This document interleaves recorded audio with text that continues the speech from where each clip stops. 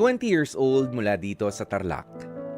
Kung sa iba ay iisipin ninyo na hindi ganoon kabigat ang problemang pinagdaraanan ko, pero para sa akin ay malaking bagay ito dahil naapektuhan na rin ang aking sarili. Kuya Poy, aminin ko na may kondisyon ako na kung tawagin ay dwarfism. Isang uri ito ng genetic condition na kung saan ay may mga taong hindi nabibiyayaan ng normal na tangkad. At ang kondisyong ito ay dahilan kung bakit hindi ako masagot-sagot ng taong nililigawan ko. Naiintindihan ko naman sila, Kuya Poy, pero dahil tao lang din naman ako, ay hindi ko rin maiwasang masaktan. Gawa, syempre, ng lahat tayo ay gusto naman na masaya na lumigaya sa buhay. Yung tipong, ano kaya ang feeling ng magkaroon ng jowa at pakiramdam sa tuwing magse-celebrate ng monthsary?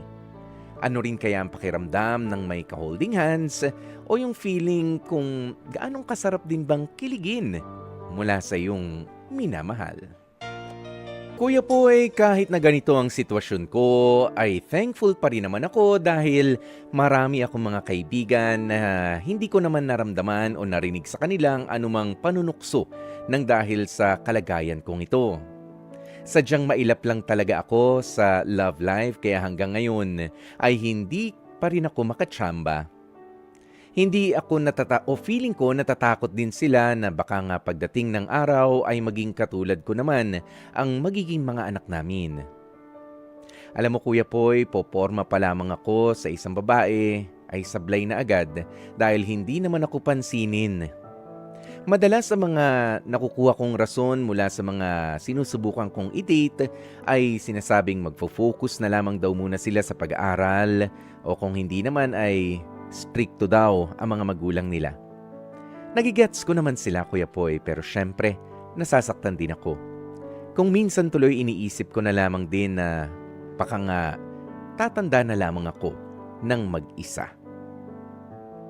Maraming salamat sa pagkakataong mabasa ninyo ang kwentong ipinadala ko sa inyong programa. Umaasa po ako na sana ay makakuha ako ng payo mula sa inyo Kuya Poy at mula rin sa mga tagapakinig ng inyong programang Heart to Heart. Lubos na gumagalang, Patrick. Kapatid, ang kwentong nilalaman ng ipinadala sa ating liham ni Patrick, meron po siyang dwarfism o yung pagiging pagkakaroon ng kulang sa height. Ayan, pero alam mo Patrick, imbis na kaawaan mo ang sarili mo at ma-pressure ka nga sa yung pagiging single pa rin hanggang sa ngayon, you focus on your gifts. Diba sabi mo sa amin kanina, marami kang mga kaibigan na hindi ka pinababayaan at tinatrato ka bilang equal nila.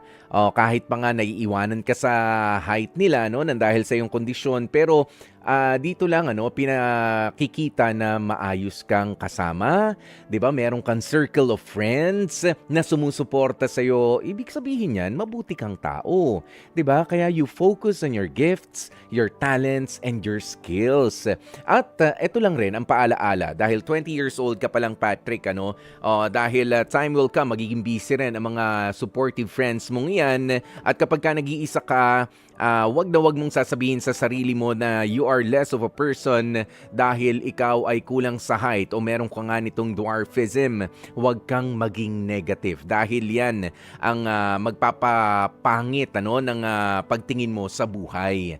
Hindi lahat ng mga tumitingin sa'yo na hindi nakangiti ay nilalait ka. Wag ganun. Okay? Alam mo kung ano ang merong kondisyon para sa'yo, hayaan mo lang silang tumingin. 'Di ba? You are special. At hindi kita binobola. May mga tao talaga. May mga tao at may taong nakalaan para sa'yo na hindi susukatin ang height mo, kundi susukatin ka sa kagandahan ng loob mo at sa laki ng pagmamahal na kaya mong ibigay sa kanila. Meron at merong darating. Hindi mo ina-expect kung sino, basta meron at merong darating. Kita mo, just be positive. Lalapitan ka ng mga tao. Kasi ang totoong mga taong lumalapit sa atin, sila yung tinitignan yung puso natin, hindi yung itsura natin. Yung mga taong tumitingin sa itsura, wala yan. Temporary lang yan. Pero yung mga tunay, yung totoo, 'di ba? Yung mga tapat, yan ay tumitingin sa puso ng isang kaibigan.